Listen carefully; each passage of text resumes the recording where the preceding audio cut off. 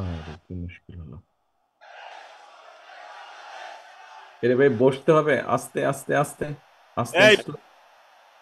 বন্ধ করো। স্লোগান বন্ধ, সবাই বসেন, বসেন বসেন। এই টিপু, এই নয়ন। ধন্যবাদ টুকু। বিসমিল্লাহির রহমানির রহিম। বাংলাদেশের স্বাধীনতার ঘোষক শহীদ রাষ্ট্রপতি জিয়াউর রহমানের ৪৪তম শাহাদাত বার্ষিকী উপলক্ষে আয়োজিত আজকের এই আলোচনার সম্মানিত সভাপতি, বাংলাদেশ জাতীয়তাবাদী দলের সাধারণ সম্পাদক জনাব মির্জা ফখরুল ইসলাম আলমগীর, আজকের অনুষ্ঠানের সম্মানিত প্রধান অতিথি দেশনেত্রী বেগম খালেদা জিয়া, মঞ্চে উপবিষ্ট স্থায়ী কমিটির সম্মানিত সদস্যবৃন্দ, উপস্থিত মঞ্চে উপস্থিত নেতৃবৃন্দ, শিক্ষক, বুদ্ধিজীবী সহ সম্মানিত আলোচকবৃন্দ এবং আমার সামনে উপস্থিত প্রিয় নেতা কর্মী এবং সম্মানিত উপস্থিতিবৃন্দ, আসসালামু আলাইকুম। আমরা আজ এমন একজন ব্যক্তিত্বের শাহাদাত বার্ষিকী উপলক্ষে আলোচনার সভায় উপস্থিত হয়েছি, যিনি বাংলাদেশের জন্ম ইতিহাসের একজন অনিবার্য, অনবদ্য, অপরিহার্য অন্যতম প্রধান চরিত্র। তিনি স্বাধীনতা, সাফল্য, সমৃদ্ধি এবং গণতন্ত্রের মহানায়ক শহীদ জিয়া। স্বাধীনতা এবং মুক্তিযুদ্ধের ময়দানে স্বাধীনতার ঘোষক জিয়া যেমন একজন অকুতোভয় অধিনায়ক ছিলেন, স্বাধীন বাংলাদেশে গণতন্ত্র প্রতিষ্ঠা এবং স্বনির্ভর বাংলাদেশ প্রতিষ্ঠায় সফলভাবে নেতৃত্ব দিয়েছেন শহীদ জিয়া। প্রিয় উপস্থিতিবৃন্দ, স্বাধীনতা, মুক্তিযুদ্ধ এবং মুক্তিযুদ্ধ পরবর্তী স্বাধীন বাংলাদেশের রাষ্ট্র, রাজনীতি এবং দেশ পরিচালনায় শহীদ জিয়ার অবিস্মরণীয় অবদানের অনেক বিষয় আজকের সম্মানিত আলোচক বৃন্দের আলোচনায় উঠে এসেছে। আমি চেষ্টা করব সেই বিষয়গুলো আমার বক্তব্যে আবার পুনরুল্লেখ না করতে। তবে সবার আলোচনায় একটি বিষয় কিন্তু প্রতীয়মান হয়েছে আজকে। আজকের রাজনীতিতেও, অর্থাৎ আমাদের এই বর্তমান রাজনীতিতেও শহীদ জিয়া খুব সম্ভব সমানভাবেই প্রাসঙ্গিক। শহীদ জিয়ার রাজনীতি এবং রাষ্ট্র পরিচালনার নীতি এবং পদ্ধতি এখনো আমাদের জন্য অনুকরণীয়, অনুসরণীয়। সম্মানিত উপস্থিতি, আমার কাছে মনে হয়েছে স্বাধীনতার ঘোষককে জানতে হলে, বুঝতে হলে কারো সঙ্গে বোধহয় তুলনা করার বা তুলনা দেবার কোনোই প্রয়োজন নেই। শহীদ জিয়া রহমান মানেই একটি স্বনির্ভর, আত্মমর্যাদাশীল এবং গণতান্ত্রিক একটি বাংলাদেশ। শহীদ জিয়া তার কর্মের মাধ্যমেই বেঁচে আছেন, বেঁচে থাকবেন গণতান্ত্রিকামী এই বাংলাদেশের মানুষের হৃদয়ে। তিনি জনগণের হৃদয়ে ভাস্কর হয়ে আছেন, অর্জনে, গর্জনে নয়। স্বাধীনতার ঘোষক জিয়া ইতিহাসের পাতায় অবিনশ্বর। সম্মানিত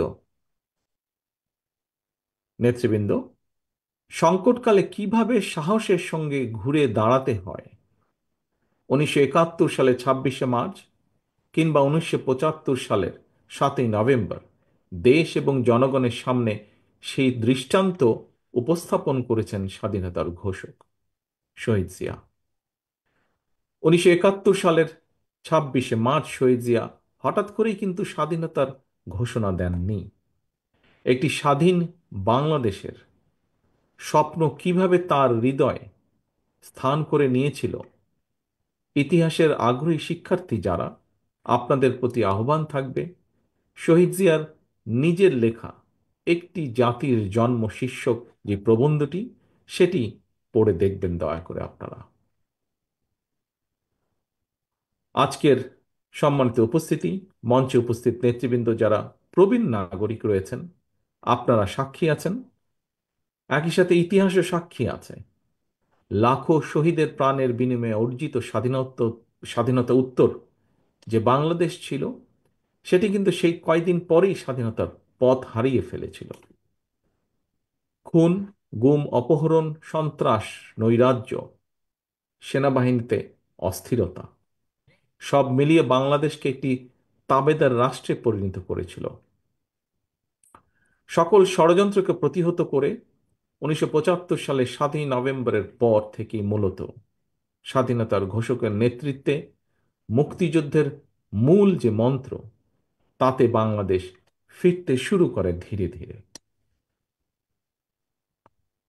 প্রিয় উপস্থিতি, মাঝে মাঝে একটি বিষয় সম্পর্কে, যেহেতু সে সময় আমার বয়স কম ছিল, যতটুকু দেখেছি পত্রপত্রিকায়, পরবর্তীতে বিভিন্ন বইপত্রে, মাঝে মাঝে একটি বিষয় সম্পর্কে আত্মজিজ্ঞাসা হয় আমার। সেটি হলো, স্বাধীনতা পরবর্তী সরকারের বিরুদ্ধে কেন সেই সময় জনগণ অস্ত্র হাতে তুলে নিয়েছিল? আবার সেই সময়কার সরকারই বা কি কারণে জনগণের বিরুদ্ধে অস্ত্র হাতে তুলে নিয়েছিল? অথচ আমরা দেখি অপরদিকে শহীদ রাষ্ট্রপতি জিয়া রহমান যখন রাষ্ট্র পরিচালনায় আসেন, জনগণ শহীদ জিয়ার ডাকে স্বতঃস্ফূর্তভাবে দেশের উন্নয়নে অস্ত্র ছেড়ে কোদাল হাতে খাল খননে নেমে পড়েছিল। প্রিয় উপস্থিতিবৃন্দ, আমার কাছে মনে হয়েছে নেতৃত্ব, ব্যক্তিত্ব এবং রাষ্ট্র পরিচালনায় শহীদ জিয়া দলের নয়, বরং দেশের হয়ে উঠেছিলেন। রাষ্ট্র পরিচালনায় মুক্তিযুদ্ধের মূল মন্ত্র সাম্য, মানবিক মর্যাদা, সামাজিক সুবিচার রেখেছিলেন সমুন্নত। নিজের ইচ্ছা কিংবা মত জনগণের উপরে চাপিয়ে না দিয়ে তিনি বরং জনগণের কাছে গিয়ে জনগণের মতামত নিয়েছিলেন। দেশের জনগণের আকাঙ্ক্ষা বাস্তবায়নের জন্যই প্রায় প্রত্যেকটি কর্মসূচি তিনি গ্রহণ করেছিলেন। এ কারণে শহীদ জিয়ার নেওয়া খাল খনন, গণশিক্ষা কিংবা বৃক্ষরোপণের মতন প্রতিটি গণমুখী উদ্যোগকেই জনগণ তাদের নিজেদের কর্মসূচি হিসেবে গ্রহণ করেছিল। দেশের জনগণ স্বতঃস্ফূর্তভাবে শহীদ জিয়ার কর্মসূচিকে সফল করে তুলেছিল এবং সে কারণেই জনগণ গণতন্ত্রের সুফলও পেয়েছিল সেই সময়। সম্মানিত নেতৃবৃন্দ, সম্মানিত আলোচকবৃন্দ, প্রিয় উপস্থিতিবৃন্দ, সত্যিকার অর্থেই রাষ্ট্র এবং সরকার পরিচালনায় জনগণের স্বার্থ, জনগণের আকাঙ্ক্ষাকে প্রাধান্য দেওয়াই কিন্তু জরুরি। কারণ কোনো সরকার কিংবা সরকার প্রধানের নিজেদের চিন্তা জনগণের উপরে চাপিয়ে দেওয়ার প্রবণতা থেকেই কিন্তু শাসন প্রশাসনে, মন মগজে স্বৈরাচারের বীজ রোপিত হয়। রাষ্ট্র এবং সরকারে যাতে স্বৈরাচারের কবলে না পড়ে, এ কারণেই রাষ্ট্রে জনগণের মালিকানা প্রতিষ্ঠা করা অত্যন্ত জরুরি। জনগণের ভোটে জনগণের কাছে জবাবদিহিমূলক সরকার প্রতিষ্ঠার মাধ্যমে একমাত্র রাষ্ট্র এবং সরকারকে জনগণের কাছে দায়বদ্ধ করা যায়। সম্মানিত সভাপতি, হাজারো শহীদের রত্নস্নাত বাংলাদেশে দীর্ঘ 1.5 দশকের ফ্যাসিবাদী শাসনের পতন হয়েছে। একটি অন্তর্বর্তীকালীন সরকার দেশ পরিচালনা করছে বর্তমানে।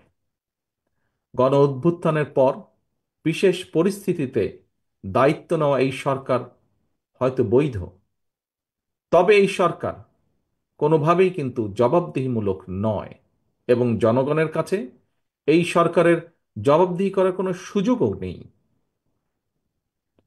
দেশের বর্তমান অন্তর্বর্তীকালীন সরকার 10 মাসেও জাতীয় নির্বাচনের সুস্পষ্ট তারিখ ঘোষণা করেনি। ফলে রাষ্ট্র এবং রাজনীতিতে এক ধরনের অনিশ্চয়তা সৃষ্টি হয়েছে এবং এই অনিশ্চয়তা সৃষ্টি হওয়ার কারণেই আমরা যদি খেয়াল করি, দেশে অর্থনৈতিক কর্মকাণ্ড বলা যায় প্রায় স্থবির হয়ে পড়েছে। জনগণের ভোটে নির্দিষ্ট মেয়াদের একটি স্থিতিশীল সরকার না থাকায় দেশে কাঙ্ক্ষিত বিনিয়োগও হচ্ছে না। আমরা এখানে উপস্থিত প্রায় প্রত্যেকেই গণমাধ্যমে খবরে দেখেছি, ব্যবসায়িক সংগঠনগুলো বলছে নানা কারণে ইতিমধ্যেই শত শত শিল্প কলকারখানা বন্ধ হয়ে গিয়েছে। আরো অনেক কলকারখানা বন্ধ হওয়ার উপক্রম হয়ে পড়ছে। বিভিন্ন সেক্টরে এ ধরনের অস্থিরতা বিরাজ করছে। জনগণ তাদের সমস্যা সম্ভাবনার কথা সরকারের কাছে তুলে ধরার বা বলার কোনো সুযোগ তারা পাচ্ছে না।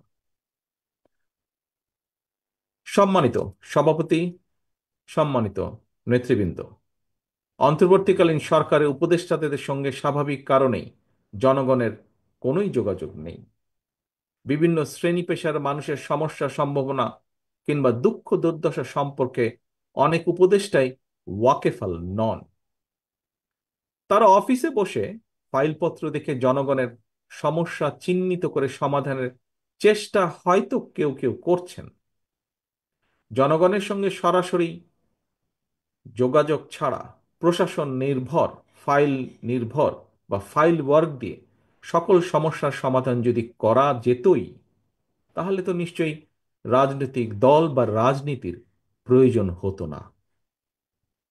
প্রিয় উপস্থিতি, দেশের জনগণ সরাসরি নিজেদের পছন্দের প্রার্থীকে ভোট দিয়ে একটি জবাবদিহিমূলক সরকার প্রতিষ্ঠিত করতে প্রস্তুত। কিন্তু অন্তর্বর্তীকালীন সরকার মনে হয় জনগণের আকাঙ্ক্ষা উপলব্ধি করতে ব্যর্থ হচ্ছে। গণতন্ত্রের পক্ষের প্রতিটি রাজনৈতিক দলের পক্ষ থেকে লিখিতভাবে অন্তর্বর্তীকালীন সরকারের কাছে সংস্কার প্রস্তাব দেওয়া হয়েছে। এরই ভিতর সংস্কারের ব্যাপারে কিন্তু কোনো রাজনৈতিক দলেরই তেমন কোনো আপত্তি নেই।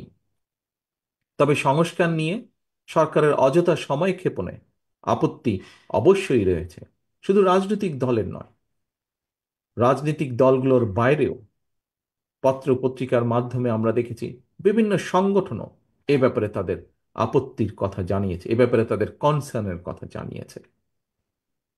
এবং এ কারণেই আমরা মনে করি প্রস্তাবিত সংস্কার শেষ করে যদি তাদের ইন্টেনশন সঠিক থাকে, গণতন্ত্রের পক্ষে থাকে, আমরা দাবি করেছি ডিসেম্বরের ভিতরে নির্বাচন দিতে, তবে আমি এটাও মনে করি বিভিন্ন বিষয় বিবেচনা করে সংস্কার প্রস্তাব শেষ করে, যেহেতু কম বেশি সকল বিষয় অধিকাংশ দলগুলোর মধ্যে মত রয়েছে, একমত রয়েছে, ডিসেম্বরের আগেও নির্বাচন করা সম্ভব। আমি অন্তর্বর্তীকালীন সরকারের কাছে আবারও আহ্বান জানাই, জনগণের আকাঙ্ক্ষাকে ধারণ করুন, অবিলম্বে ডিসেম্বরের মধ্যেই সুনির্দিষ্ট দিনক্ষণ দিয়ে জাতীয় নির্বাচনের তারিখ ঘোষণা করুন। এখানে অন্তর্বর্তীকালীন সরকারের জয় বা পরাজয়ের কোনো কিছুই নেই, বরং স্বাধীনতা প্রিয় জনগণকে একটি সুষ্ঠু নির্বাচন উপহার দিয়ে গণতন্ত্রকেই বিজয়ী করুন, করতে সাহায্য করুন।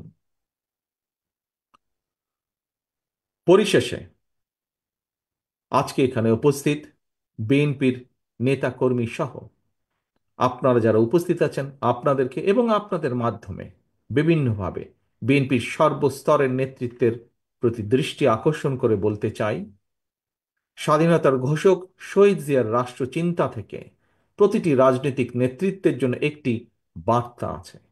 কি সেই বার্তা? বার্তাটি হলো, রাষ্ট্র পরিচালনায় সফল হতে হলে জনগণের আকাঙ্ক্ষাকে ধারণ করতে হবে, দেশ এবং জনগণের স্বার্থকেই সবার আগে বিবেচনায় আনতে হবে, বিবেচনা করতে হবে। সুতরাং স্বাধীনতার ঘোষকের আদর্শ বাস্তবায়ন করতে চাইলে শহীদ জিয়ার প্রতি সৈনিক, দেশনেত্রী খালেদা জিয়ার প্রতিটি কর্মীর প্রতি আমার আহ্বান, আপনারা জনগণের সঙ্গে থাকুন, জনগণকে অবশ্যই সঙ্গে রাখুন। প্রিয় দেশবাসী, বক্তব্য শেষে আমি একজন সন্তান হিসাবে শহীদ রাষ্ট্রপতি জিয়াউর রহমানের রুহের মাগফিরাত কামনা করছি। আপনাদের কাছে তার জন্য আল্লাহর দরবারে দোয়া কামনা করছি এবং এই দোয়া কামনা, রুহের মাগফিরাত কামনার মাধ্যমে আমার বক্তব্য আমি শেষ করছি। আল্লাহ হাফেজ। বাংলাদেশ জিন্দাবাদ। বাংলাদেশ জাতীয়তাবাদী দল জিন্দাবাদ। শহীদ জিয়া অমর হোক।